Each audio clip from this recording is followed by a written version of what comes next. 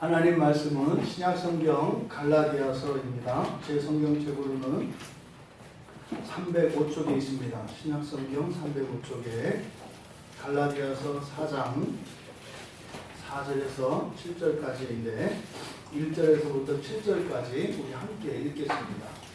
갈라디아서 4장 1절에서 7절까지 우리 함께 읽겠습니다. 내가 또 말하노니 요 이를 자가 모든 것의 주인이나 어렸을 동안에는 종과 다름이 없어서 그 아버지가 정한 때까지 후견과 청지기 아래에 있나니 이와 같이 우리도 어렸을 때에 이 세상의 초등학문 아래에 있어서 종 노릇하였더니 때가 차매 하나님이 그 아들을 보내사 여자에게서 나게 하시고 율법 아래에 나게 하신 것은 율법 아래에 있는 자들을 숙량하시고 우리로 아들의 명분을 얻게 하려 하십니다. 너희가 아들이므로 하나님이 그 아들의 영을 우리 마음 가운데 보내사 아빠 아버지라 부르게 하셨느니라. 그러므로 내가 이후로는 종이 아니요 아들이니 아들이면 하나님으로 말미암아 유업을 받을 자니라. 아멘. 잠시 기도합니다. 하나님, 이 놀라운 하나님의 진리를 깨우쳐 주시고 깨달아진 하나님의 말씀이 믿음으로 저희들의 마음속에 심겨지게 하여 주셔서 저희들의 마음을 덮고 있었던 죄의 세력들이 멸하여지며 그로 인하여 저희들의 삶 가운데 열매 맺혔던 죄의 열매들이 다시는 저희들의 삶 가운데 나타나지 않도록 진리로 새롭게 하여 주시옵소서. 아멘. 감사하며 예수님의 이름으로 기도하옵나이다. 아멘. 주님의 이름으로 오늘 거룩한 주일 예배에 참석하신 여러분 모두를 축복합니다. 여러분의 인생과 여러분의 가정 그리고 여러분의 육신과 여러분의 심령 안에 새롭게 하시고 온전케 하시는 그 하나님의 은혜가 충만하게 부어지는 이 시간 되기를 바랍니다. 여러분들 오늘 같이 성경을 읽으시면서 어떤 생각을 하셨나요? 사실 우리 읽은 이 말씀이 어마어마한 내용입니다. 굉장한 사실은 하나님이 올라온 진리의 말씀입니다. 이것은 여러분들이 이렇게 이제 하나님께 다가간 정도에 따라서 이 말씀의 빛의 밝기가 다릅니다.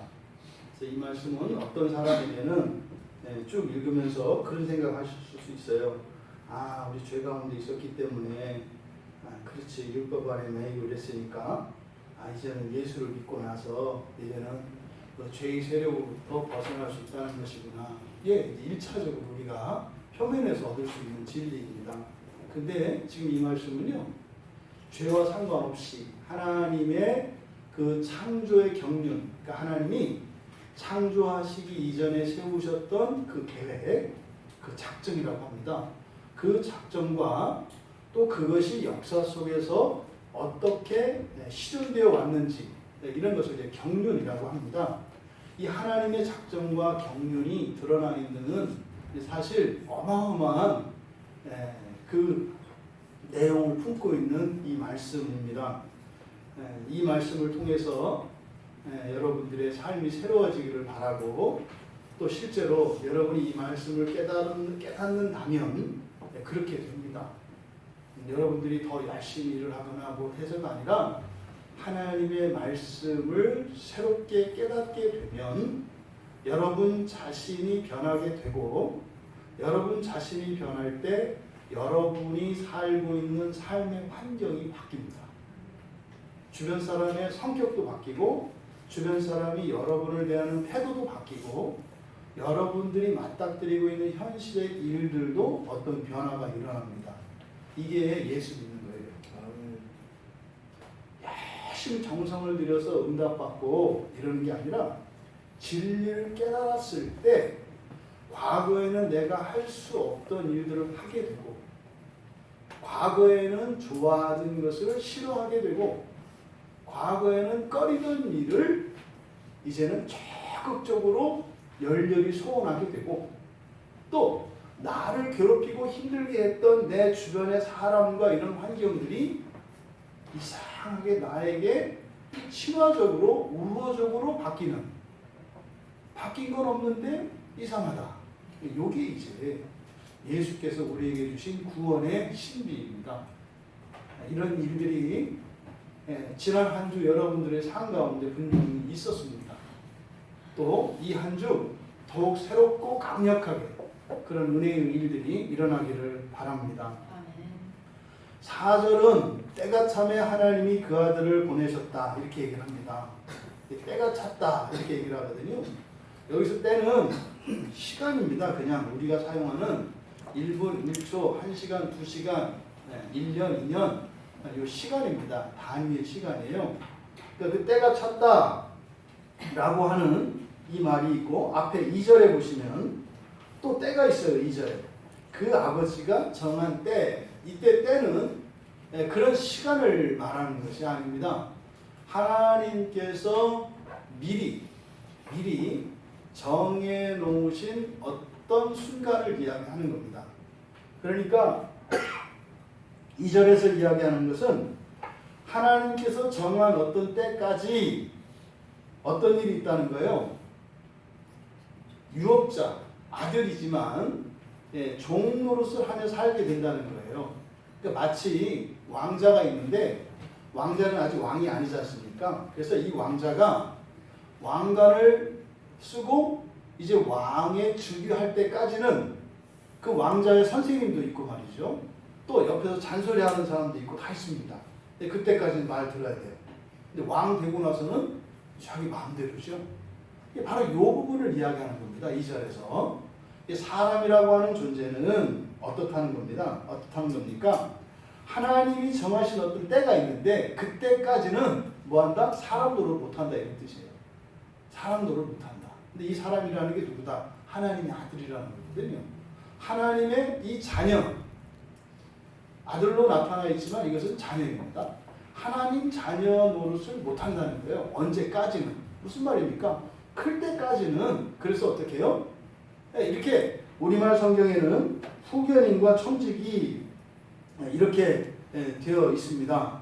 그래서 후견인과 청직이라고 하는 것은 말하자면 감독자, 관리자, 감독자고 말이죠. 또 선생님을 말하는 거예요. 그러니까 선생님도 있고 또 내가 누구 들어야 하는 말을 들어야 하는 어떤 사람 이런 관리자도 있다라는 거예요. 이게 여러분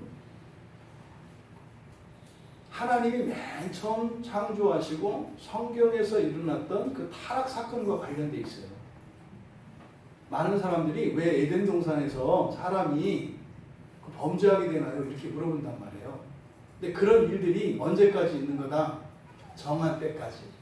정한 때까지는 그런 일이 있는 거라는 거예요, 원래. 하나님의 계획 속에. 그러면 그러니까 사람이 타락하게 된 원인이 무엇이었습니까? 뱀이었죠, 뱀. 이 뱀이 사탄이었죠. 그 사탄이 이렇게 와서 유혹하고 시험에 들게 할 수도 있었다는 거예요. 근데 그거는요, 하나님의 계획 하에서, 목적 하에서 이루어진 거다 이 말이에요. 언제까지? 정한 때까지. 계속 그러는 게 아니라 그 때가 있다 이 말이에요. 근데 그때는 어떤 일이 일어나요?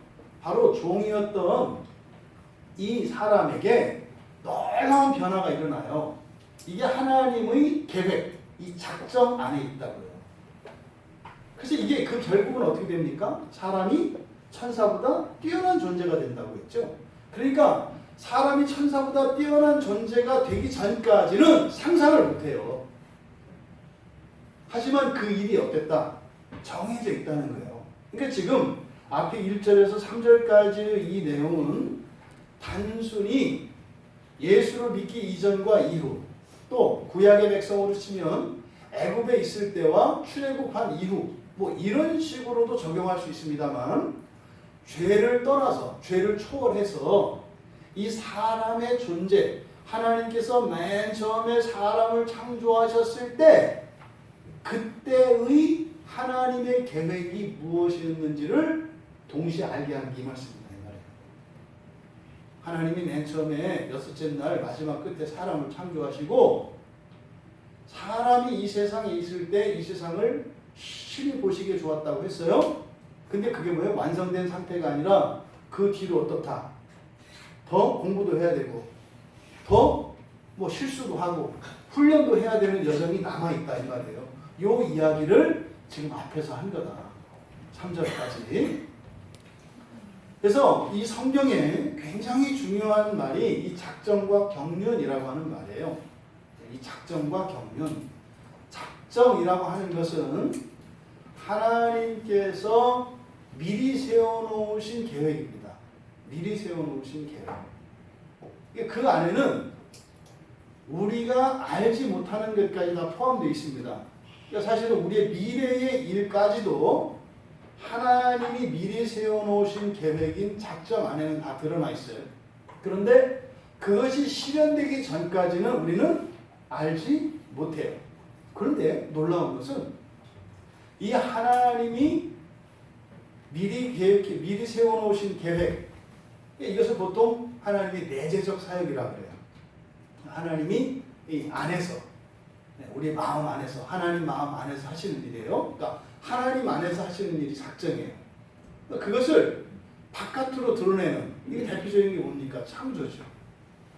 그러니까 하나님이 속으로 생각하신 이것들은 하나도 버려짐 없이 반드시 성취가 됩니다. 시간과 공간 속에서 반드시 됩니다. 그런데 그 하나님의 작정이 드러나기 전까지는 우리는 그것을 확실히 알 수는 없어요. 그런데 놀라운 것은 그 작정이, 하나님이 미리 세워놓으셨던 그 계획이 딱 성취되고 나면 우리는 확실히 알아요. 아, 하나님이 이렇게 해놓으셨는 거네. 이게 이제 여러분들이 무슨 드라마를 보든지 소설을 보든지 해서 이야기가 이게 뭐지? 왜 이래? 도대체 왜 이러는 거야? 하다가 딱 들어맞을 때 아! 이러잖아요. 이렇게 된다 이 말이에요. 하나님의 모든 작정은 여러분들이 다 알 수 있게 돼요. 이 다음에. 그러니까 이 다음에 세상이 완성되고 나면요. 다 알아요. 다. 그리고 나서 여러분들 얘기할 거예요. 야, 하나님 진짜 하나님이다. 우리가 할 수 있는 얘기는 그거밖에 없어요. 그러니까 이 작정은 미리 세워놓으신 것인데 반드시 이렇게 역사 속에서 이것이 이루어지는 일들이고 그것이 이루어지면 하나님의 자녀들 우리들에게는 그것이 깨달아져요. 이게 이제 하나님의 작정입니다.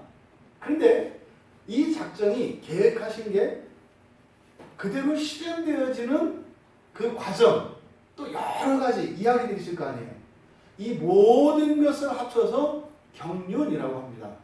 뭐라고 한다고요? 경륜. 예, 잘 쓰지 않는 용어이기 때문에 여러분들이 좀 이렇게 발음하시는 게 좋아요. 그러니까 그냥 간단하게 하나님이 미리 계획하신 것을 뭐라고 한다? 작정이라고 한다. 그러면 미리 계획하신 작정이 그대로 하나님의 뜻 안에서 이루어지는 전체의 과정. 그러니까 이 과정 안에는 그 뜻이 포함되어 있고 뜻을 이루기 위한 수단과 일과 시간과 이게 다 포함되는 거죠. 이걸 모두 포함해서 뭐라고 한다? 경륜이라고 한다. 대단한 거예요. 오늘 이번 주에 여러분이 누구를 만나거든 당신 하나님의 작정과 경륜을 알아? 그러고 나서 여러분이 뭔데? 그게 대답 못하면 안 돼요. 뭔데? 그런 거 있어. 이렇게 여러분들이 오늘 설교를 통해서 꼭 알아야 되는 것이 뭐예요? 하나님의 작정과 경륜이 무엇인지를 알아야 돼요. 그게 뭔데? 그게 또 이제 미리 하나님이 계획하신 걸 작정이라 그래. 그리고 그것이 이루어지는 모든 과정과 일어난 사건들과 이 모든 걸 경륜이라 그래. 그래서 뭘 계획하셨는데 그건 알 거 없어. 이렇게 여러분이 아셔요. 그러니까 지금 우리가 우리가 오늘 보고자 하는 이 본문 안에 이 하나님의 놀라운 작정과 경륜에 대해서 이야기하고 있다. 우리가 이 경륜이라고 하는 이 경륜에 대해서 성경에서 많이 거론하지는 않아요.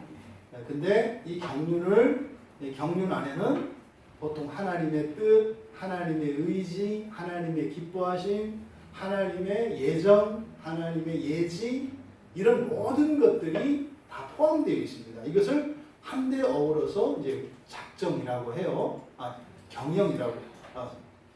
경륜이라고 해요. 우리가 사용하는 경영이라는 말이 요 경륜입니다.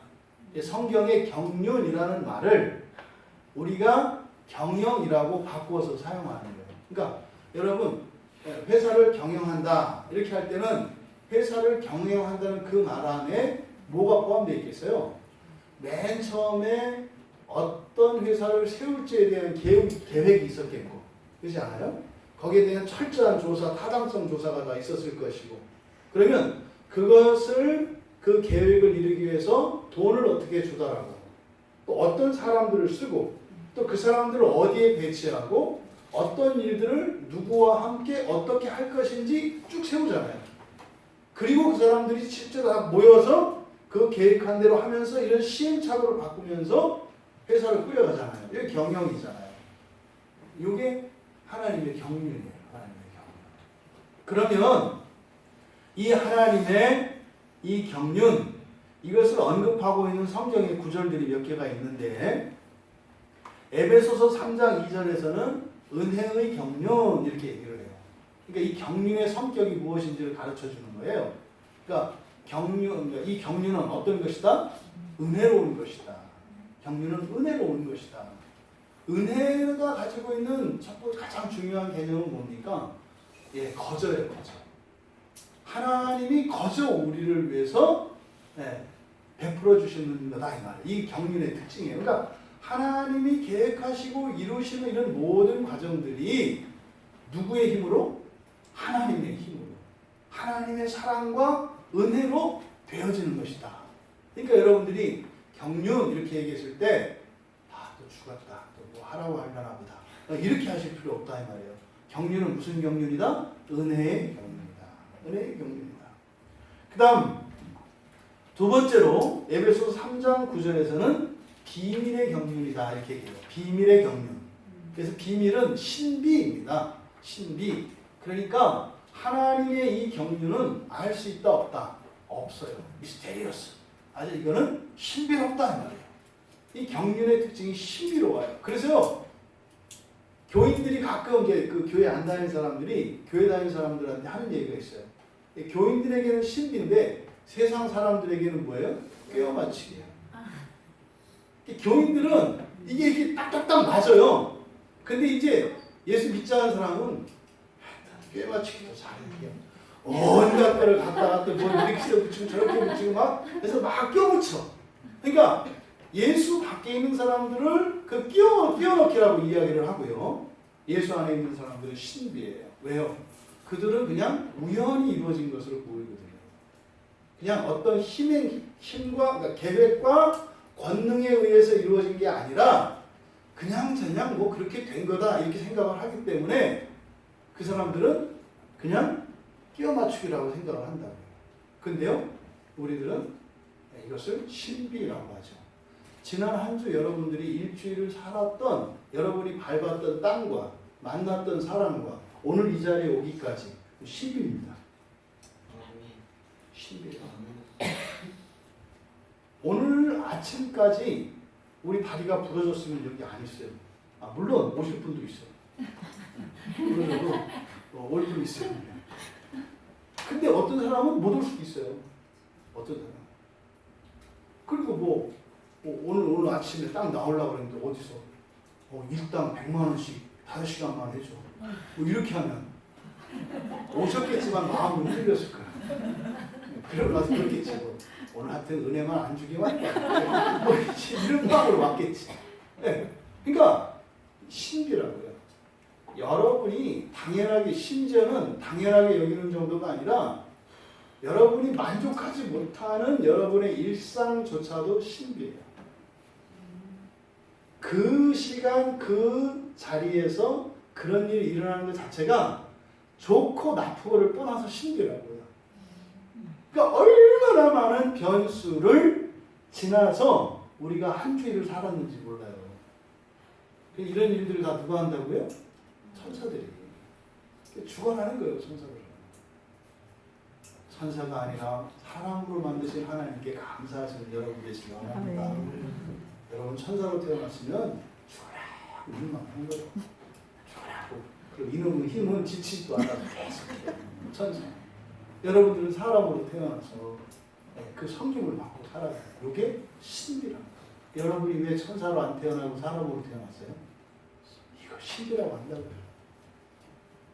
왜 여러분이 박 아무개 집에서 태어나지 않고 김 아무개 집에 태어났어요?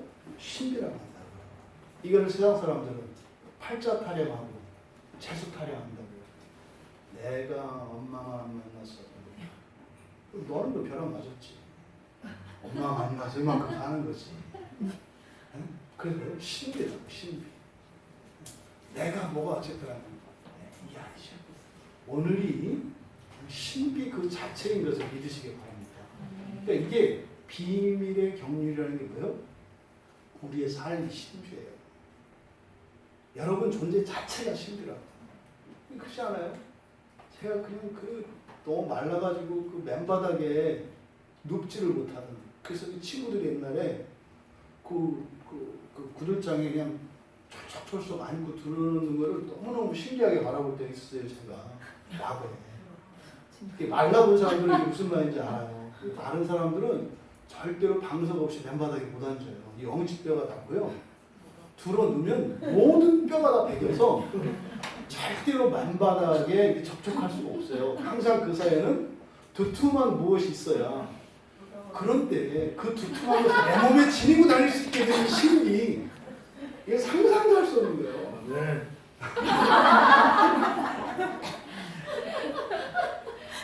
지난 한 주일 여러분들의 하루하루 순간순간이 신비였다는 것을 잊으시면 안 돼요.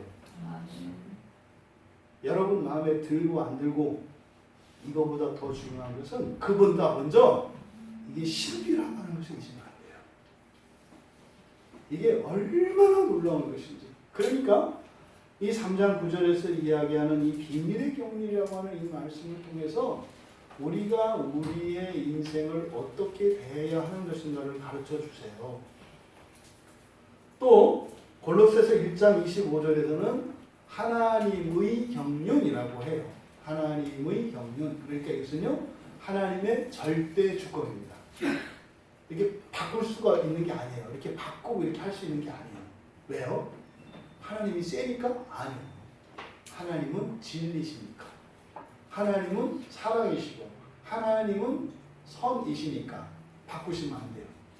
때로는 우리가 말도 안 되는 것을 가지고 하나님한테 막 간구할 때 하나님 그럴 땐 절대로 들으시면 안 돼요. 그죠? 우리말 들으면 우리 망하잖아요. 절대 망하잖아요. 그래서요, 하나님의 경륜이라고 하는 이 말은 하나님의 선과 하나님의 사랑과 하나님의 공의가 반드시 실현된다는 거예요. 그러니까 그리스도인의 인생은 성공한 인생이에요? 실패한 인생이에요? 무조건 성공한 인생이에요. 무조건 성공한 인생이에요. 왜요? 하나님의 경륜이기 때문에. 여러분이 하나님을 완전한 분으로 믿으신다면 여러분의 인생도 완전하게 될 것을 믿는 겁니다. 이게 바로 하나님의 경륜이라고 하는 말씀을 통해 우리에게 주시는 교훈입니다. 또 디모데전서 1장 4절에서는 믿음 안에 있는 하나님의 경륜이라고 해요. 어디에 있는 경륜이요? 믿음 안에 있는 하나님의 경륜. 하나님이 다 하시지만 그것을 믿는 사람들에게만 그렇게 돼요. 그러면 앞에서 이야기한 것을 되짚어 보면은요, 믿음 안에 있는 사람들의 인생은요, 반드시 성공하는 인생, 성공된 인생이고요. 신비한 인생이고요. 자기 힘으로 사는 인생이 아니라 하나님의 은혜로 사는 인생이 되겠네요. 여러분, 믿음의 삶을 사시려니까 아니면 불신앙의 삶을 사시려니까 선택은 여러분이 하시는 거예요. 그냥 여러분 능력과 힘으로 살고 싶으시면 사세요. 괜찮습니다. 근데 거기 보면 밑에 이제 써 있어요. 이렇게 빨간 글씨로. 경고, 생각보다 괴로움 이렇게 써 있어요. 생각보다 어려움 이렇게 써 있어요. 밑에 경고. 그거 안 보면 안 돼요. 그리고 놀랍게 이 경륜이라는 단어가 우리가 살펴봤던 누가복음 16장에 그 불의한 청지기 비유 있었잖아요. 그러니까 그 청지기 직분, 그때 직분, 직무라고 하는 번역되어진 요 단어가 경륜이에요. 거기에 번역된 단어가. 그건 나중에 이제 뭐 논하기로 하고, 어쨌든 하나님의 경륜이라고 하는 것은 하나님이 창조하시기 이전에 세우셨던, 그러니까 어떤 일을 하시기 이전에 먼저 세우신 계획, 그 작정, 그것을 이루어 가시는 전체의 과정과 거기에 일어나는 모든 사건 전체를 포함해서 경륜이라고 한다. 그러면요, 하나님의 이 경륜이라고 하는 것이, 하나님의 경륜이 무엇일까?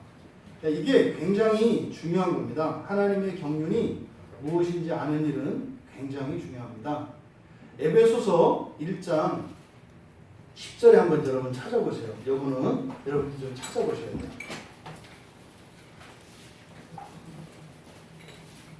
왜냐하면 하나님의 이 경륜이라고 하는 것은 하나님의 계획과 그리고 그것이 그 계획이 마지막에 실현되어졌을 때 모든 것을 드러내기 때문에 이건 사실은 뭐예요?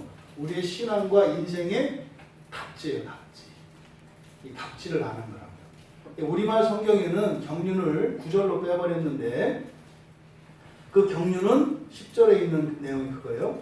하늘에 있는 것이나 땅에 있는 것이 다 그리스도 안에서 통일되게 하려 하시는 것. 이게 창조의 완성의 끝이에요, 여러분. 뭐라고요? 이 경륜이 뭐라고요? 하늘에 있는 것이나 땅에 있는 것이나 모든 것을 다 어떻게? 그리스도 안에서 통일시키는 것. 여러분, 계시록에서 우리가 나눌 때 그 종말이 임하고 나면 어떻게 된다고 했어요?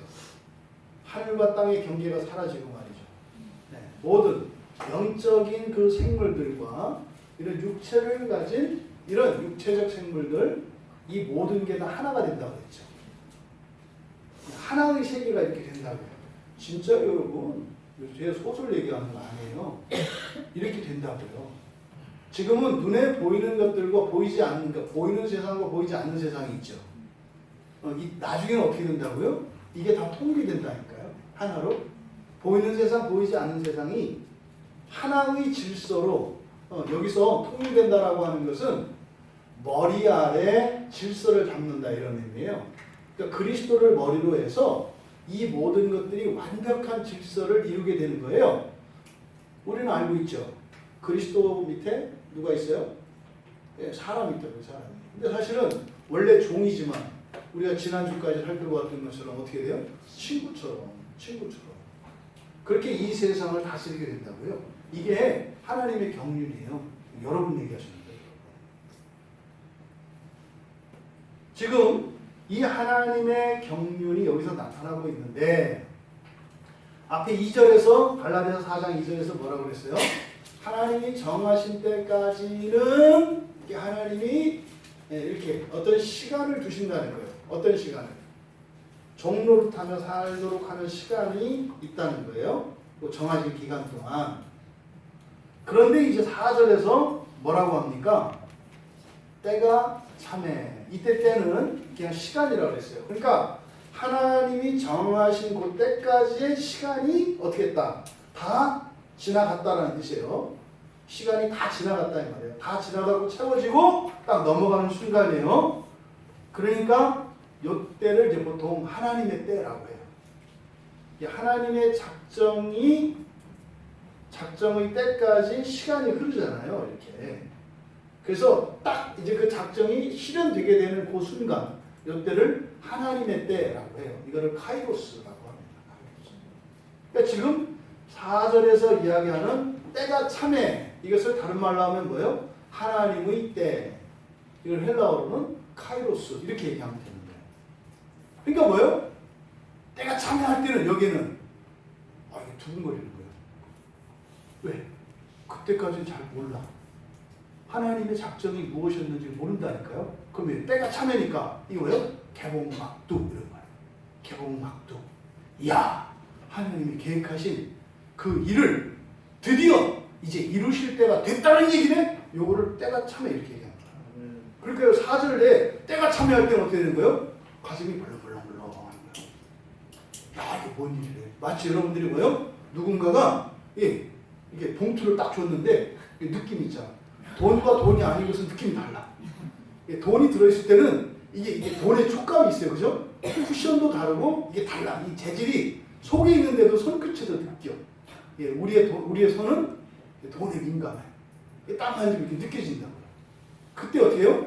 벌렁벌렁 하는 거 이렇게 가슴이. 이야, 이거죠. 요게 때가 참해. 때가 참해. 여러분 설레십니까?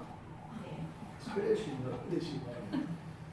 여러분들이 살면서 이 때가 차는 것을 알고 그때 설렐 수 있다면 여러분 인생은 결코 지루하지 않습니다. 왜요? 순간순간 사실은 하나님의 작정이 여러분의 일상 가운데 실현되고 있거든요. 그러니까 두툼한 돈 봉투를 만지는 것과 같은 그런 일들이 사실은 우리의 날마다의 삶의 순간순간마다 일어나는 거예요. 네. 하나님의 작정은 우리의 현재 속에서 날마다 이루어집니다. 때가 차네, 때가 차네. 그러니까 이제 하나님이 미리 정하셨던 그 일이 이제는 이루어질 거라는 거예요. 근데 그 다음에 일어난 일이 뭡니까? 하나님이 그 아들을 보내사 여자에게서 나게 하시고 율법 아래 나게 하셨다는 거예요. 그러니까 지금 하나님이 그 아들을 보내신 것, 여자에게서 나게 하신 것, 율법 아래 나게 하신 것, 이것은 무엇과 관계에 있다는 겁니까? 하나님의 작정과 관계되어 있다는 거죠. 그러니까 하나님이 계획하신 그 계획을 이루시기 위해서 어떤 방식을 사용하신다? 하나님의 아들을 보내신다는 거예요. 그리고 어떻게? 율법 아래 나게 하셨다는, 이미 알잖아요. 지나간 일이잖아요. 그리고 여자에게서 나게 하신다는 거잖아요. 지금 세 가지입니다. 하나님의 계획을 실현하시기 위해서 하나님이 하시는 일이 세 가지라고 말씀을 하는 거예요. 그럼 첫 번째, 이 일을 위해 하나님의 아들을 보내셨다. 굉장히 중요합니다. 진수야. 진수에 진리가 들어가 있어서 물어보세요. 만약에 아담이 에덴 동산에서 선악과를 먹지 않았다면 예수님이 사람의 몸으로, 하나님이 사람의 몸으로 이 땅에 오실까 안 오실까? 죄를 짓지 않았다면, 죄를 짓지 않았다면 오셨다고 하잖아요. 대단하잖아요. 다 알잖아요. 예, 지금 첫 번째 하나님이 그 아들을 보내시는 방식은 놀라운 계시예요. 하나님의 그 작정을 완성시키기 위해서 하나님께서 계획하신 방식이 뭐라는 거예요? 직접 사람으로 이 땅에 오시는 거예요. 그러니까 타락하지 않았어도 하나님은 사람으로 오셔요. 그러니까 2절에서 그 정한 때라고 하는 것은 언제까지입니까? 하나님의 아들이 이 땅에 오시는 때까지예요. 그러니까 아담과 하와가 타락을 하지 않고 순종을 하고 이렇게 살았더라도 예수님이 이 땅에 오셔요. 이거는 하나님의 작정이라고요. 그러니까 그 일은 반드시 일어나는 일이에요. 그러니까 하나님이신 예수님이 사람의 몸으로 오시는 일, 이것은 뭡니까? 지금 뭘 얘기하는 거냐면 창조가 있고 재창조가 있다는 걸 얘기하는 거예요. 처음 창조가 있고 다시 창조하는 재창조가 있다. 그러니까 이 재창조는 타락의 결과가 아니에요.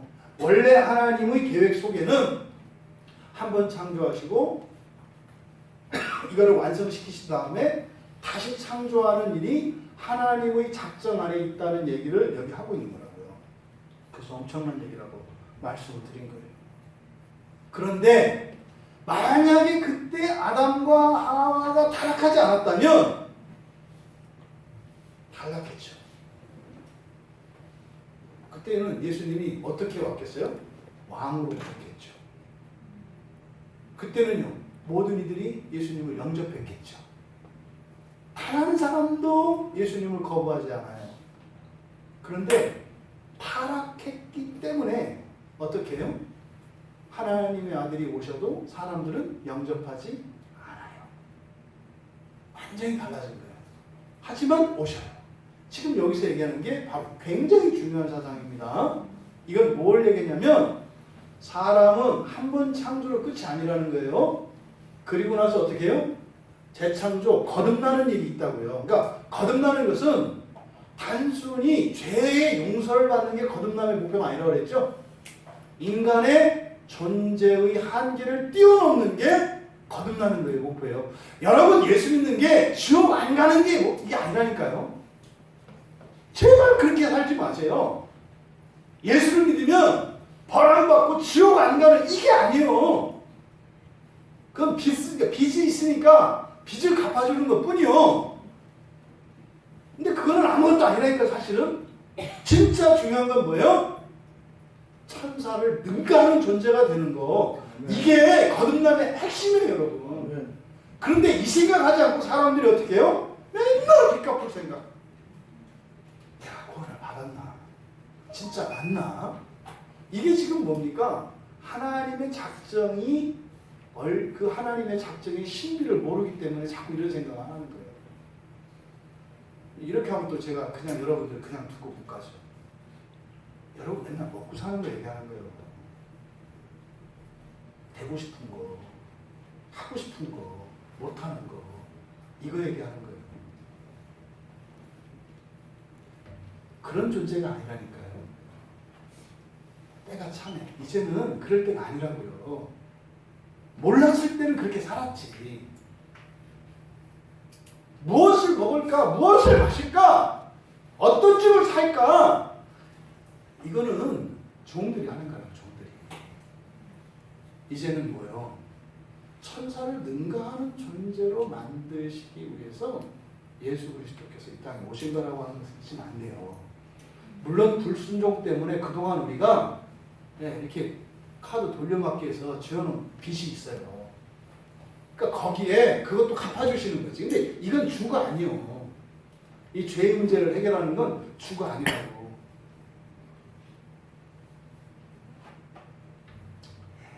주가 아니에요. 만약에 우리가 순종을 했더라면 여러분 생각해 보세요. 예수님이 오셨을 때 세상이 어떻겠는가? 난리가 났겠죠. 이 일이 언제 일어나요? 재림하시는 주, 다시 오실 예수 때 일어나요. 근데 그때조차도 모든 사람이 다 그렇게 하지 않아요. 그때도 여전히 주님을 냉담하는 사람이 있고 주님을 거부하는 사람이 있어요. 그때. 근데 만약에 불순종이 없었더라면요, 난리가 나는 거예요. 난리가. 야,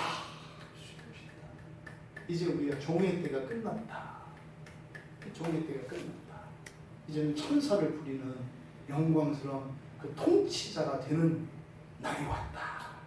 이게 난리가 나는 거죠. 이게 예수님이 정말 우리가 순종했더라면 일어날 일이에요. 그거는 여러분 개인에게 똑같이 일어나요. 똑같이 일어나요. 여러분이 정말로 예수님께 순종하고 그 하나님의 작정을 여러분들의 것으로 영광으로 받으면 하나님의 말씀을 적극적으로 받아들이는 사람이 돼요. 그리고 그리스도에게 이렇게 찬양하고 영광 돌리는 사람이 돼요. 근데 그 가운데 일부를 하나님의 계획을 거부하면 주님을 영접하지 않아요. 영접하지 않으면 말씀 안 듣는다. 그리고 주님 앞에 가는 그 일이 막 신나고 벅차고 이러지 않아요. 여러분, 주님은 불순종해도 오고 순종해도 오세요. 우리가 말씀을 따라 살 때도 오시고 우리가 말씀을 떠나서 하나님과 상관이 없는 자처럼 살아도 주님은 오셔요. 요 얘기를 하는 거예요. 주님은 우리가 착하게 살 때만 찾아오시던가요? 아니잖아요. 아니잖아요. 그래서 하나님이 그 아들을 보내시는 이 사건은 죄와 관계가 없어요.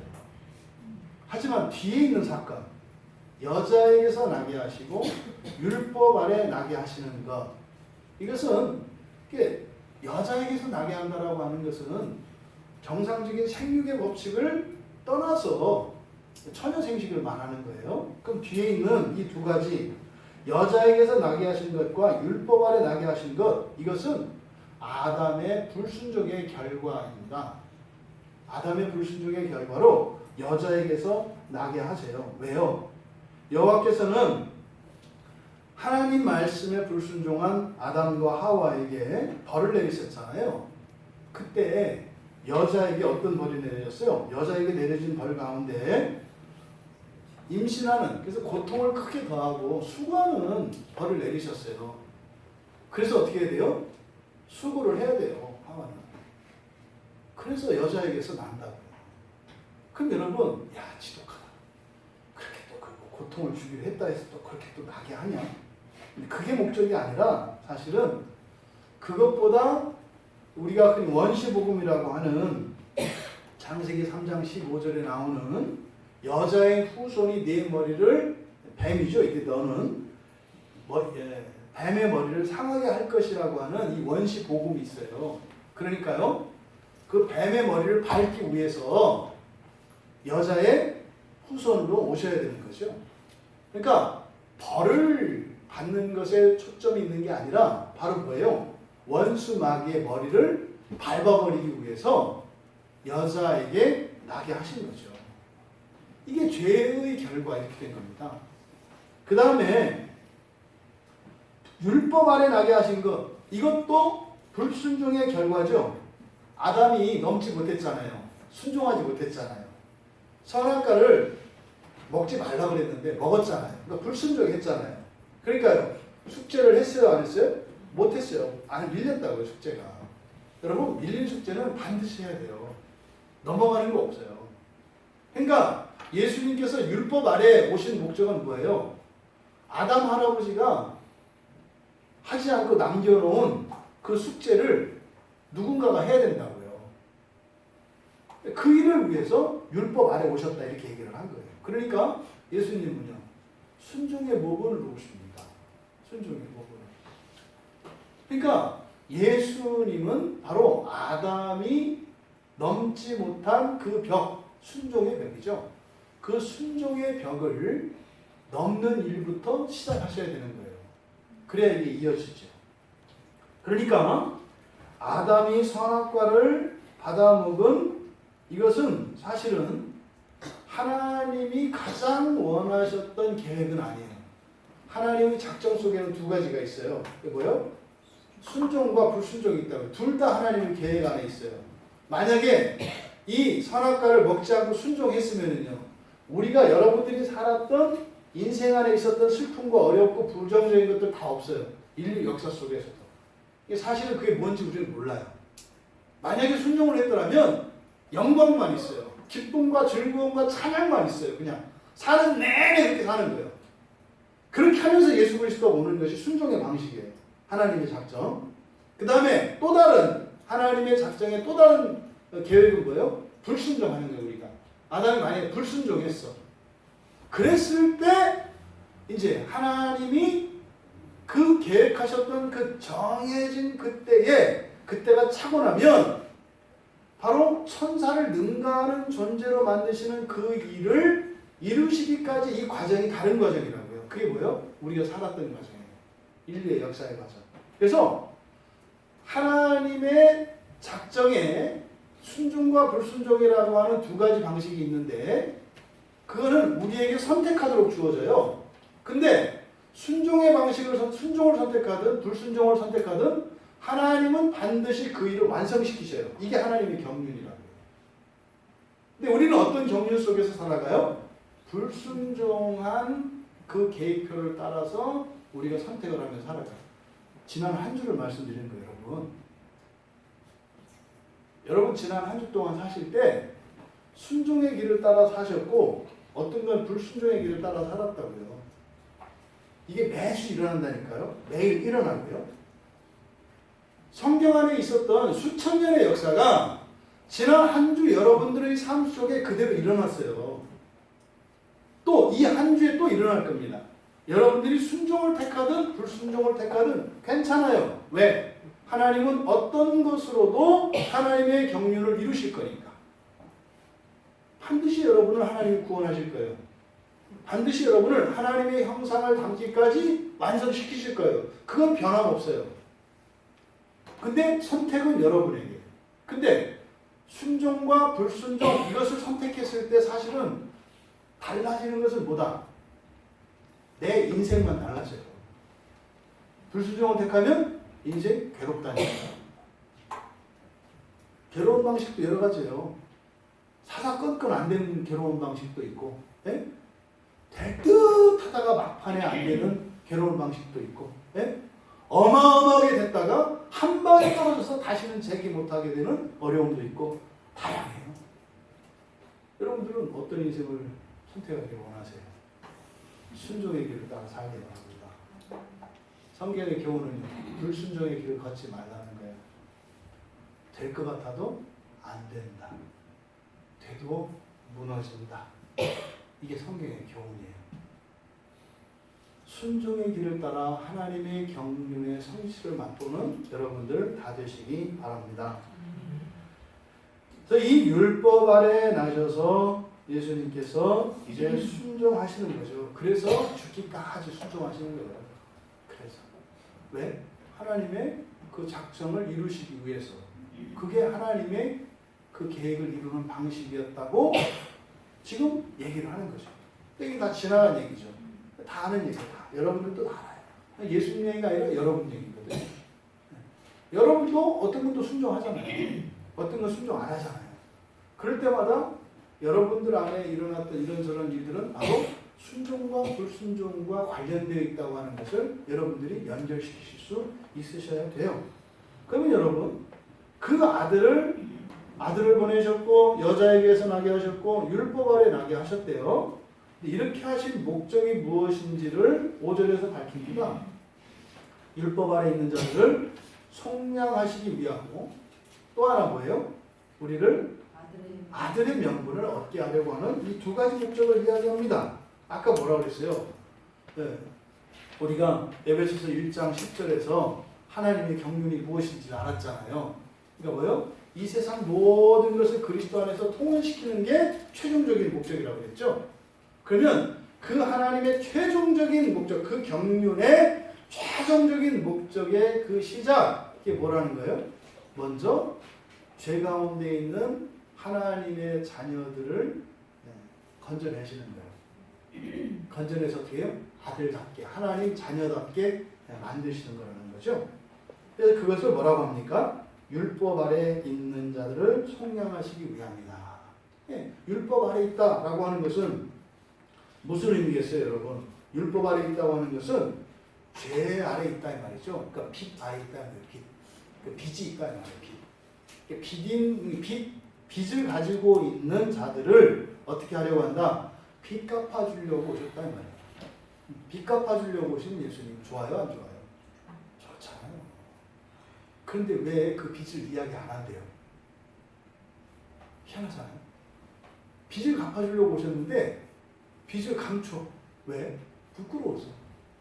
그리고 이거는 염치가 없어서. 빚이 5억 2천만 원인데 2천만 원을 얘기를 못해. 너 빚이 얼마냐? 5억이요. 2천만 원인데 이것까지 얘기하면 내가 인간도 아니지. 뭐 이런 거죠. 희한하잖아요. 그러니까 예수님 오신 목적은 뭐예요? 우리의 빚을 갚아주기 위해서 오셨다. 잘하나 못하나 이렇게 채점하러 오신 분이 아니라 심판주죠. 지금 뭐하다? 우리의 빚을 갚으러 오셨다.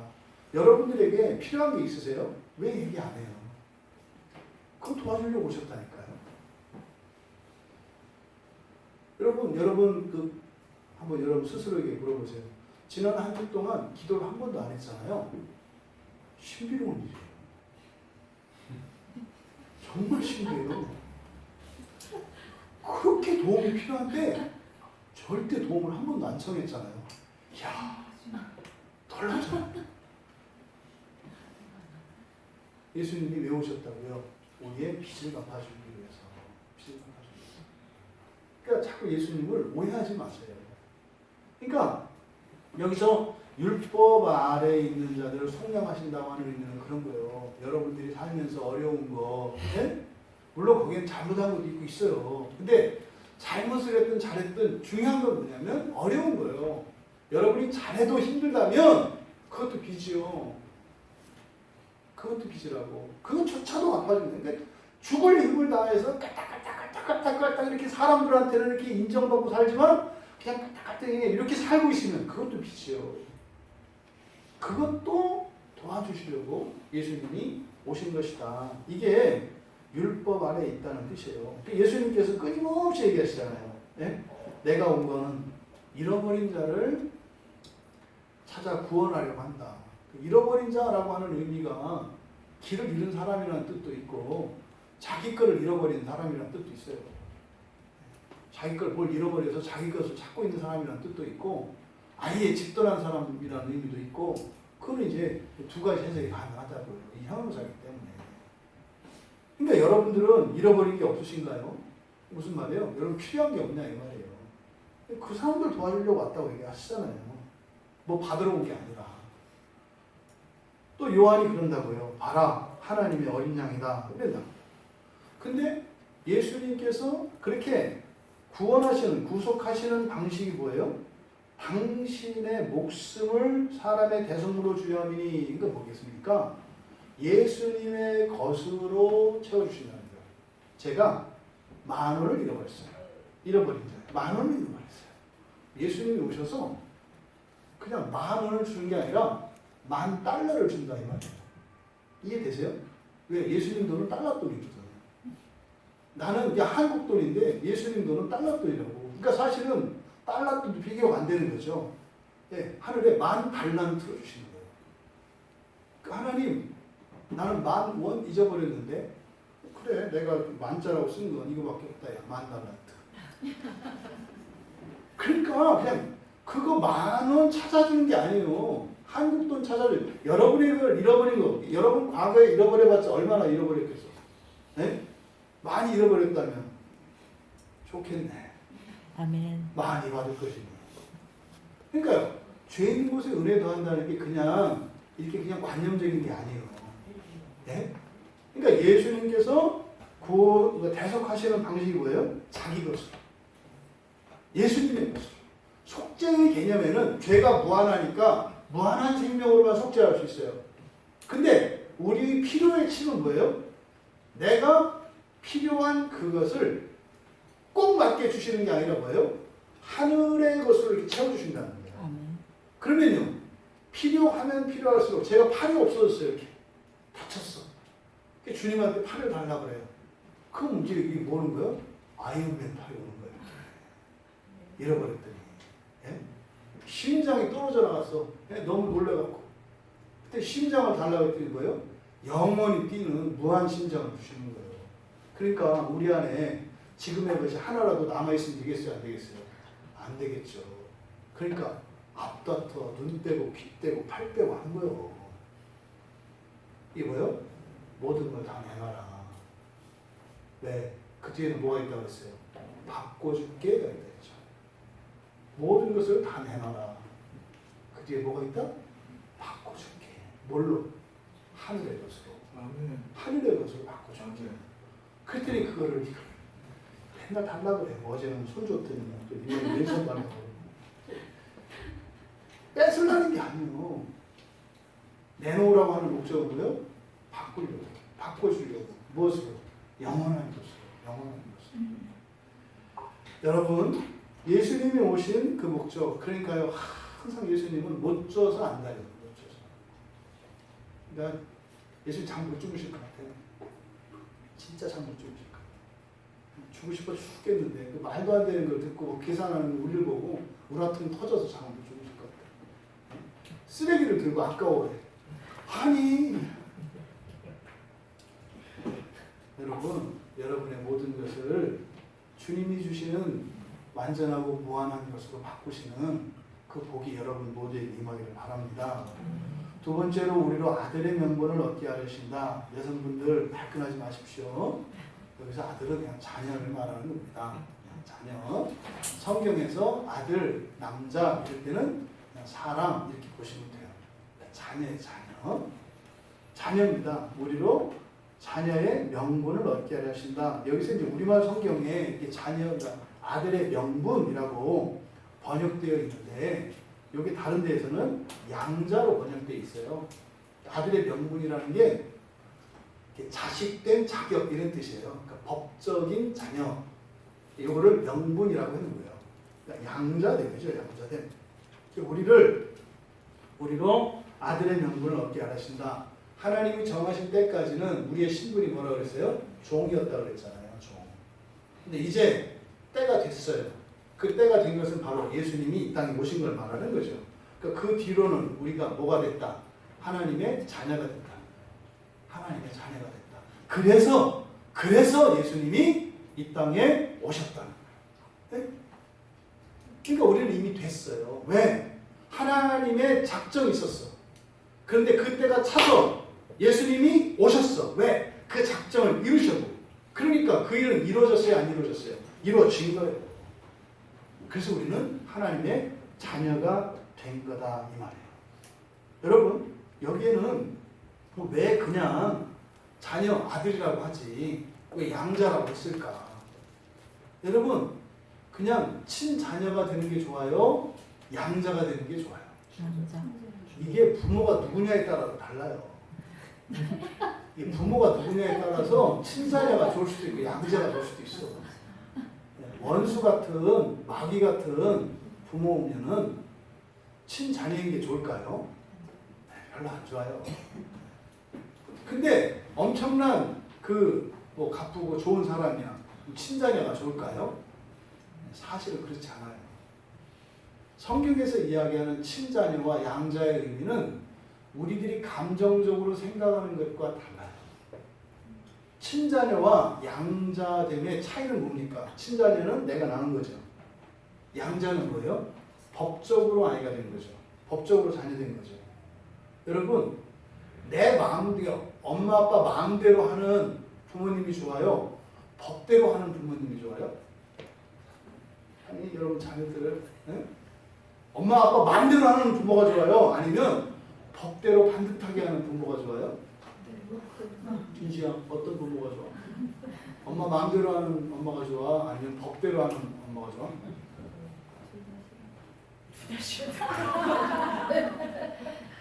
이 양자됨이라는 게 그런 거예요. 이 양자됨이라고 하는 것은 두 가지 의미가 있어요.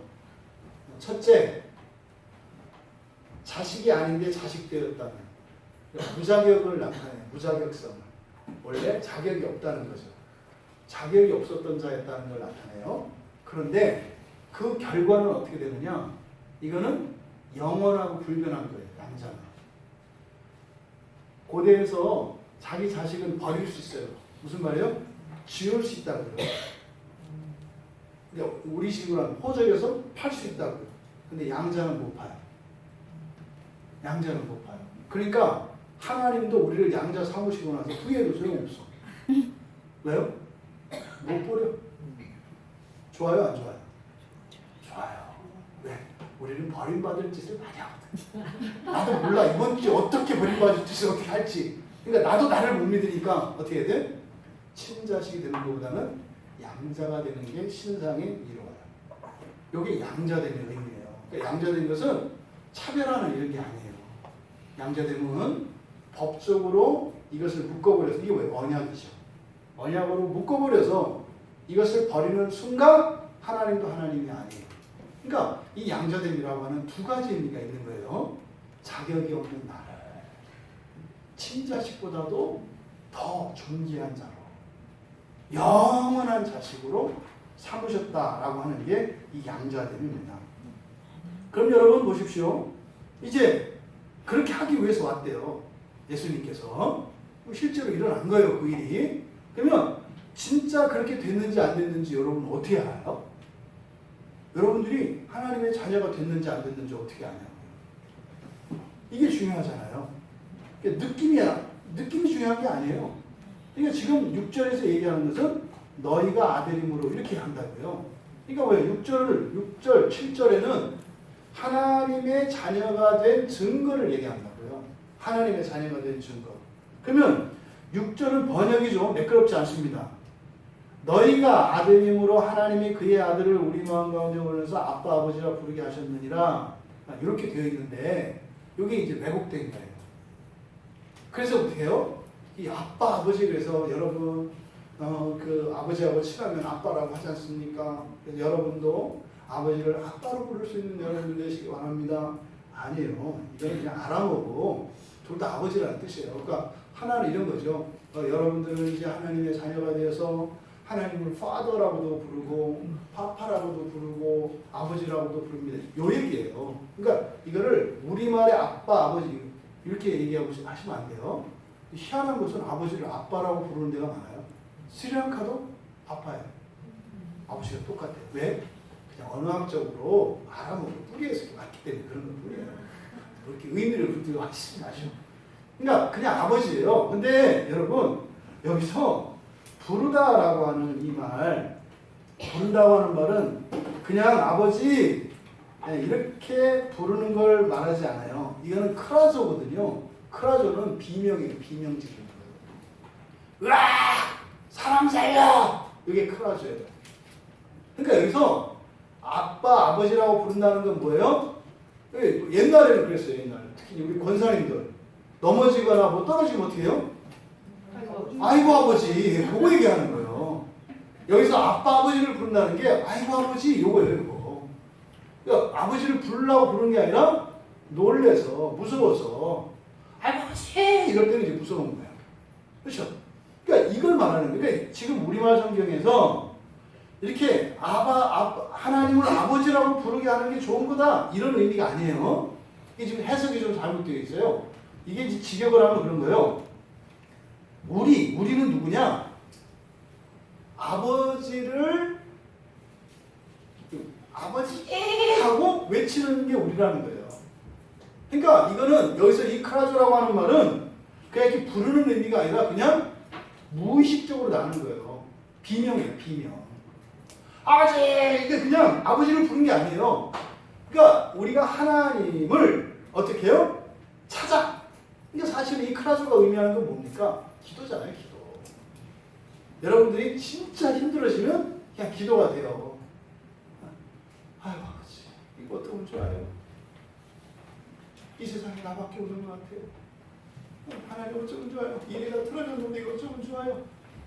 누구도 내 마음을 알지 못하고 이 답답하고 원통한 아이고 아버지 이거 이게 아빠 아버지라고 부르느니라 이게 이 말이에요. 그래서 이거를 직역하면 그렇게 되는 겁니다. 그냥 어려움에 우리가 처해 있을 때 아버지라고 이렇게 부르는 우리, 아버지에게 도움을 청하는 아버지를 부르면서 도움을 청하는 우리의 마음 가운데로 뭘 보내주셔요? 하나님이 그 아들의 영을 보내주신다. 왜? 아들이라서. 여러분 놀이터에서 애들이 막 놀고 있어요. 어떤 애가 끼악 하고 비명 지를 때 태도가 다르죠. 이거 저 어떡한데? 이렇게 할 때가 있고 아이고 이렇게 반응이 있죠. 전자는 누구예요? 남이에요. 뒤는 누구예요? 내예요. 요걸 얘기하는 거죠. 6절에서. 그러니까 뭐요? 아버지가 하나님이 우리 친부모인지 아닌지 진짜로 우리 부모인지 아닌지 알 수 있다 이 말이에요. 어떻게? 여러분들이 어려움에 처해 있을 때 여기서 그의 아들의 영을 보여준다는 것은 도와주신다는 얘기죠. 여러분들이 하나님의 자녀인지 아닌지 생각해 보세요. 그 증거가 뭐다? 여러분이 지금까지 살면서 어떤 어려움에 처했는데 이상하게 뜻하지 않게 됐어. 이걸 말하는 거예요. 그게 우연히 된 게 아니라 그게 그 아들의 영을 보내셔서 날 도와주신 거라고? 뭐 그런 사람 있잖아요. 인생 끝내고 싶었어. 근데 마지막 순간에 딱 꺾었어. 이걸 뭐라고 하는 거예요? 아, 하나님이 내 아버지구나. 여기 증거라는 거예요. 네? 너무 불안하고 두려워서 벌벌 떨었는데 근데도 어떻게 했어요? 용기를 내서 갔어. 그걸 뭐라고 하는 거예요? 아버지, 아들의 영을 보내주셨다 이렇게 얘기합니다. 그러니까 우리가 하나님의 자녀가 된 그 증거는 뭐예요? 우리가 어려움에 처했을 때 우리의 기도에 응답하시는 것, 이것이 자녀된 증거라는 거예요. 여러분, 그럼 보십시오. 어떤 사람이 어려움에 처해 있을 때 기도하지 않는다면 자기가 하나님의 자녀인지 아닌지 알 수 있겠어요, 없겠어요? 여러분이 그래서 하나님이 아버지, 하나님 살아계신지 안 살아계신지 아버지인지 아닌지 모르는 이유가 여러분들이 기도하지 않기 때문이에요. 기도하는 사람은 확실히 알아요. 아버지라는 걸.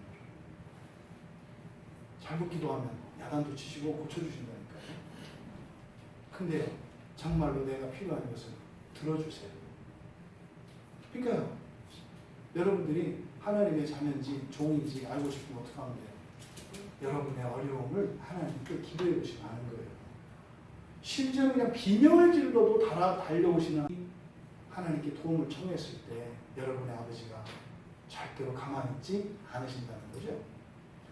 두 번째로 이제 상속자가 됐다는 거예요. 7절에서 얘기하는 건 그거예요. 상속자가 됐다. 네? 상속자가 됐다. 종이 아니라 네가 정말 우리가 아들이라면 뭐다? 유업을 받을 자. 상속자가 됐다는 뜻이에요. 여기서 이 상속자라는 것입니다. 근데 여러분 로마서 8장 17절에서 뭐라고 이야기하냐면 이렇게 하나님의 상속자라면 누구라면? 하나님의 상속자라면 그리스도와 공동 상속자가 된다 그래요. 뭐라고요? 그리스도와 공동 상속자가 된다. 그것은 더 나아가서 우리 모두가 공동으로 상속자가 돼요. 여러분, 한 부모에게 자식이 둘 있을 때하고 자식이 10명 있을 때하고 물려받는 상속이 같겠어요? 틀리겠어요? 틀리겠죠. 둘이면 둘로 나눠 갖겠고 10이면 10로 나눠 갖겠죠. 그래서 많이 가지려면 어떻게 해야 돼요? 아홉을 줄여야 돼요. 그럼 다 가질 수 있어요. 아니, 간단하잖아요. 아홉을 다 죽이면 다 같잖아요. 근데 하나님 아버지의 기업은 무한해요. 100명이든 1000명이든 1억 명이든 1천억 명이든 전혀 상관이 없어요. 그러니까 죽일 필요 있어요, 없어요? 그래서 있으니까 우리가 이렇게 사랑하는 거예요. 사람도 주머니에서 나오는 거 아시죠? 돈이 있고 나서 사랑이 있는 거예요. 근데 우리 사랑이 큰 이유는 뭐예요? 많기 때문이에요. 그러니까 하나님의 상속자와 세상의 상속자가 다른 것은 세상의 상속자는 경쟁적이에요. 왜요? 숫자가 적어야 돼요. 왜? 제한된 거니까. 근데 하나님의 상속자는 무한한 거라서 많아도 상관이 없어. 그래서 어떻게 해요? 이왕이면 공동으로 갑니다. 그냥 예를 들어서 그냥 여러분 아무나 데리고 오면 다 1000억 줄게요. 이렇게 하면 어떻게 하는 거예요? 내 깎아서 주는 게 아니라니까. 다 데려온다고요. 다. 그래서 여러분 전도하는 거잖아요. 여러분 거 안 깎이는 거 알고. 박수 치네. 그러네. 내가 왜 전도했나 보니까 안 뺏겨서 그랬구나. 맞아요. 그래서 하나님의 상속자는 그리스도와 공동 상속자예요. 그러면 뭐예요? 교회 모두가 공동 상속자가 되는 거예요. 그러니까 여기서 상속자가 됐다고 하는 것은 공동 상속자가 된 거죠. 근데 여러분이 이제 기억하실 게 있어요. 그러면 그리스도와 함께 공동 상속하는 거죠. 그러면 그리스도께서 이 세상을 사실 때 어떻게 사셨어요? 고난의 삶을 사셨죠. 그래서 바울 사도가 그렇게 얘기한다고요. 함께 영광을 받기 위해서는 함께 고난도 받아야 할 것이다. 갑자기 또 이제 세지죠. 안 말을 해서 또 좋다고 했더니만 또 이거 봐라 또 나온다 또 나와 고난. 이게 이 세상의 정체예요. 그래서 하나님의 상속자가 되었다. 그 그리스도와 공동 상속자가 되었다는 것인데 이게 우리가 하나님의 자녀인가 아닌가의 증거라고 그랬잖아요. 그러니까 그리스도와 함께 고난받을 용의가 있는가 없는가. 이것이 우리의 하나님 자녀됨의 증거라고 하는 것을 우리가 알 수 있습니다.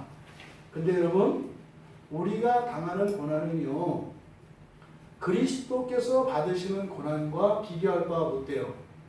네, 성경이 굉장히 잘못 이해되고 있는 본문이 하나 있어요. 골로새서 1장 24절 한번 찾아보세요. 목사님들이 자주 설교 때 인용하는 본문이에요. 골로새서 1장 24절에 보면 같이 읽을까요? 찾으신 분들 시작. 나는 이제 너희를 위하여 받는 괴로움을 기뻐하고 그리스도의 남은 고난을 그의 몸된 교회를 위하여 내 육체에 채우노라. 여러분들이 이 말씀을 딱 들었을 때 무슨 내용 같아요? 교회를 위해서 충성해라. 그죠? 또 그리스도께서 남겨두신 고난이 있다. 응? 너희를 위해서 그리스도께서 남겨오신 고난이 있다. 그건 꼭 져야 된다. 이렇게 이해되지 않아요? 근데 이게 지금 번역이 잘못된 거예요. 여기서 남은 고난이라고 번역되어 있는데 남은 고난이라고 하는 이 단문이 결핍이 있는 이런 뜻이에요. 그래서 이런 거죠. 나는 고통 가운데도 너희를 위하여 기뻐하며. 이게 뭐예요? 딱 부모 마음이에요. 바깥에 일이 엉망진창이 되고 너무 힘들어. 근데 집에 와서 그렇게 하면 애들이 속상해하니까 집에 들어와서 어떻게 해요? 표시 안 내. 그리고 웃어. 우리 딸, 우리 아들 잘 지냈어? 이거예요. 걱정은 많은데. 이게 이제 어른의 모습이잖아요. 그죠? 요 얘기예요, 이게. 앞에가. 너희를 위하여 받는 괴로움 기뻐하고, 이게 뭐냐면 막 생고생하고 기뻐하고 이런 게 아니라 그런 괴로움 가운데에서도 너희를 위해서 나는 기뻐한다. 이거예요. 그러니까 뭐예요? 내가 웃는다고 항상 좋은 거라고 생각하지 마. 그건 아니다. 이 말이야. 너희를 위해서 내가 기뻐한다. 그 다음에 나는 그분의 몸을 위해 그리스도의 고난에 못 미치는 고난이에요. 그리스도의 고난에 비하면 아무것도 아니지만 그 고난을 내 몸에 채운다. 그런데 그분의 몸은 교회다. 이렇게 되어 있는 거예요. 그러니까 이 골로새서 1장 24절의 말씀은 사실은 여러분 예수를 믿지 않아도 인생이 괴로워요, 안 괴로워요? 괴로움이 있어요, 이 세상은. 근데 이 괴로움을 그냥 우연히 이 세상을 위해서 사니까 사라고 당하는 고난이 아니라 뭐를 위해서 고난을 받는다? 네. 주님의 몸을 위하여 고난을 받는다. 무슨 말이에요? 여러분 힘들고 답답할 때 뭐 화나죠? 짜증나잖아요. 왜요?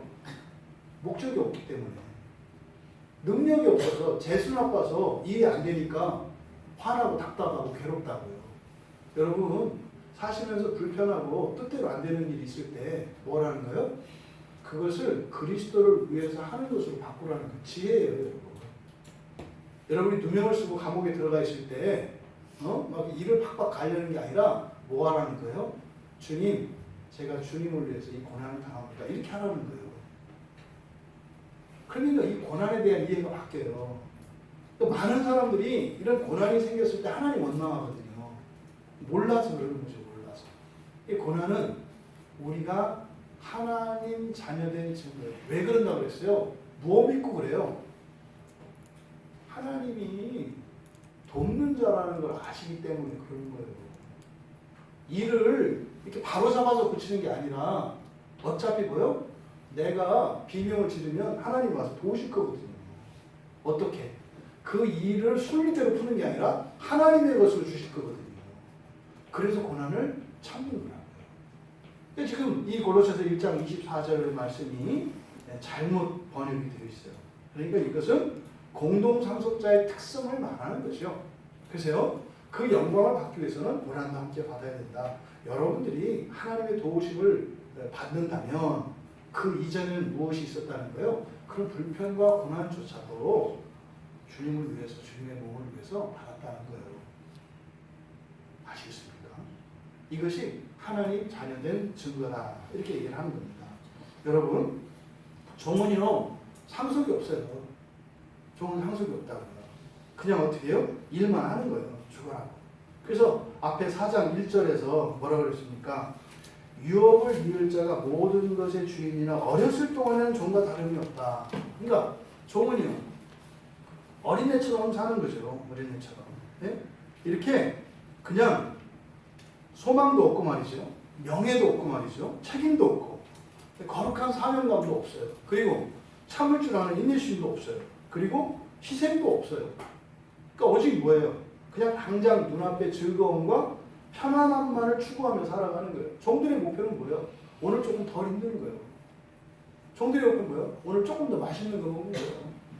종들의 목표는 뭐예요? 오늘 조금 편한 일을 하는 거예요. 이게 종들이에요. 이게. 자기들은 그렇지 않다. 뭐 한다? 좀 덜 먹어도 보람 있는 일을 하고, 그렇죠? 또 할 수 있어도 안 하고, 자유가 뭐라고 했어요? 할 수 있는데 안 하는 게 자유라고 했잖아요. 종은 자유가 없어요. 종은 이렇게 맛있어 보이면 가서 먹어야 돼요. 체면이 뭐가 없어요. 좀 편한 일이면 그렇게 하는 거예요. 힘들면 도망가는 거예요. 이게 종이에요. 근데 아들은 그렇게 안 해요. 네? 힘에 벅차도 7살 배기인데 30살 먹은 종이 그 곡괭이 놓고 도망가면 7살 먹은 아들이 가는 거 뭐라고 하는 거예요? 아휴, 종들은 할 수 없어. 이러면서 7살 먹은 아들이 땅을 파는 거예요. 이게 아들이에요. 종은 조금만 어려움과 시련이 와도 도망가는 거예요. 이게 종의 특징이죠. 아들은 가는 거예요, 그냥. 여러분, 하나님의 경륜이 하늘에 있는 것이나 땅에 있는 모든 것을 그리스도 안에서 통일시키는 것임을 여러분 머릿속에 꽝꽝꽝 못을 박아놓으세요. 그것을 향해서 우리가 살아가는 거예요. 그 영광이 뭔지 아셔야 돼요, 여러분. 이 다음에 여러분들은요, 천사들을 활용하면서 천사들을 부리면서 세상을 통치하시며 살아가게 될 거예요. 그것을 준비하며 살아가는 거예요. 인생이. 그것이 하나님의 자녀된 여러분의 정체라는 것을 가르쳐 주시는 겁니다. 여러분.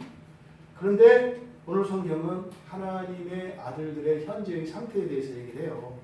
율법 아래 내어 있다. 네? 종로를 타고 있다. 또 아버지를 부르지 못하고 있다. 우리에게 다 있는 겁니다. 이게. 사람에 따라서 정도의 차이는 있지만 이게 우리에게 다 있는 거예요. 그런데 그리스도께서 십자가에서 믿는 자들의 죄를 속량하신 그 의미, 이게 무엇인지 밝혀주고 있는 것이죠. 그것은 뭐다? 하나님 자녀가 되는 것이다. 하나님 자녀가 된 그게 무엇입니까? 하나님 아버지를 찾고 울면 기도하는 거예요. 응답을 기다리면서. 네? 그리고요, 상속자의 삶을 하는 거예요. 종의 삶이 아니라. 동력틀에 왔다 갔다 하는 일의 편안과 쉬움, 안락, 즐거움 이런 것을 따라가는 게 아니라 거룩한 하나님의 자녀로서 멋진 인생을 이렇게 살아가는 거예요.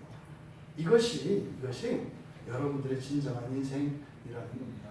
여러분, 다음 주에는 하나님의 자녀 된다라고 하는 이것에 대한 더 풍부한 성경의 근거들을 우리가 찾아보려고 합니다. 그래서 과연 하나님께서 사람을 창조하실 때 피조물로 창조하신 것이 아니라 과연 하나님 우리를 하나님 자녀를 삼기 위해서 정말로 그렇게 창조하셨는가. 그래서 지금 우리는요, 하나님과의 이 관계적인 측면에서 지난주 친구에 대해서 이야기를 했어요. 종이 아니라 우리 누구다? 하나님 친구다. 오늘 다음 주 한 주 더 갈 수도 있어요. 종이 아니라 우리 뭐다? 하나님의 자녀다. 이 한 주도 우리의 삶 속에 종의 삶이 있었다면 종의 냄새를 다 떨쳐낼 수 있는 이 한 주 되길 바랍니다. 그래서 여러분의 삶 속에는 하나님의 자녀됨의 영광이, 그 거룩함이 그렇게 여러분의 삶 속에서 드러나기를 주님의 이름으로 축원합니다. 우리 같이 찬양을 하실 텐데 주님의 길 예배하라 같이 올려드렸습니다. 여러분, 종들은 이렇게 못해요.